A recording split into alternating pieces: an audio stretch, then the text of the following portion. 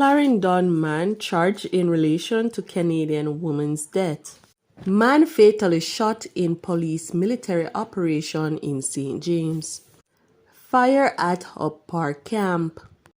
Please remember to subscribe, like, share, comment, and don't forget to hit that notification bell so you can always be updated with the latest news.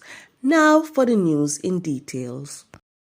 The Clarendon police have charged 28-year-old Rory Palmer in connection with the death of Canadian national Jada Parleen Whitehead. Mr. Palmer, a fisherman of Portland Cottage, was charged Wednesday with the offense of causing grievous bodily harm with intent.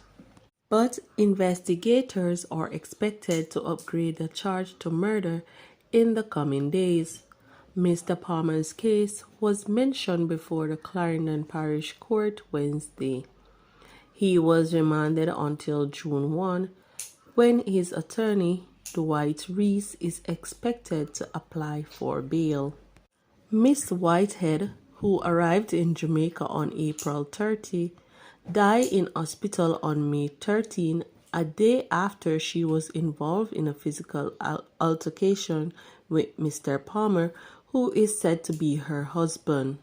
A post-mortem report suggested that she died of injuries sustained during an altercation. A man was fatally shot during an alleged shootout with security forces in Tucker, St. James on Friday morning. The police stated that a firearm was seized at the scene.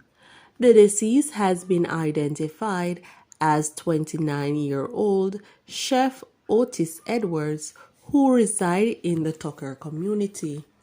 The police report stated that about 5:45 a.m., a joint police-military team was on an operation in the area when the now deceased was seen. He reportedly opened fire at them, which was returned. The man was hit in the exchange. More details to come following further investigations. There was a fire at the Lothbury Barcade Guardroom at the Jamaica Defense Force Up Park Camp based in Kingston early Friday morning. The Army stated that there were no reports of any serious injuries at the time. It is said that the blaze was extinguished by units from the JDF Air Wing and the York Park Fire Station.